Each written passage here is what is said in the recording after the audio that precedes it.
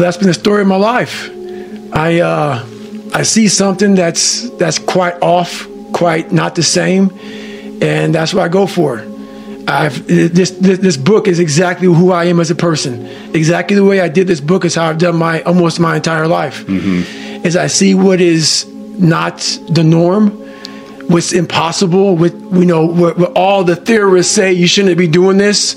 That's the wrong way to go. And I'm like, let me see if I can pull this shit off. Yeah, let me go over here, man. Let me see if I can pull this shit off. Was that part of the challenge, the decision? I mean, it seems to me that the decision to self-publish was generated more by a desire to really, own your story. That's it, 100%.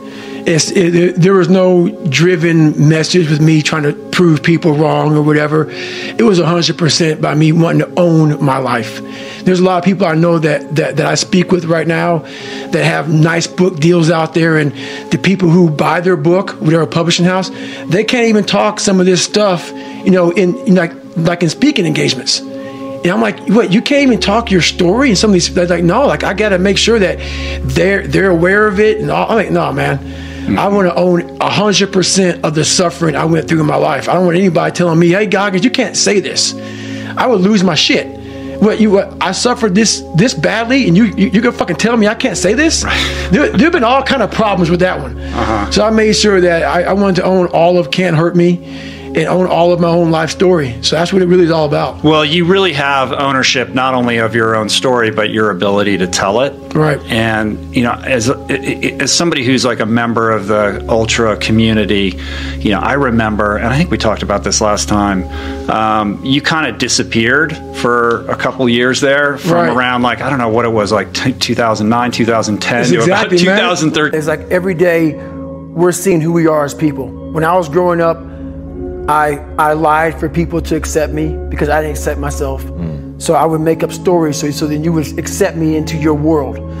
I would, everything I did was for someone else to like me. It wasn't until I started reading my own book about how pathetic I was as a human being. I can blame my dad, I can blame kids at school, I can blame having health issues, ADD, my mom not being around. Great mom, but she was doing her thing. Right. I could blame a lot of people. And that's the book I was reading. And I put it off on everybody else. It wasn't until I said, you know what? For me to fix this, I gotta read what the fuck is wrong with David Goggins. Not blame anybody. Read my book and say, okay, I'm afraid of my shadow. How can I overcome that? Go in the military, get your ass kicked, do things you hate to do. Be uncomfortable every fucking day of your life. Roger that. I'm not the smartest kid in the world. Okay.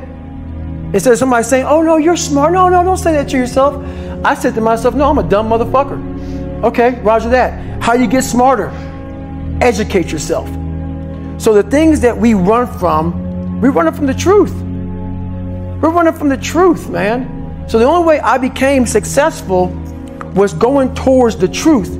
As painful and as brutal as it is, it changed me. It allowed me to become, in my own right, who I am today.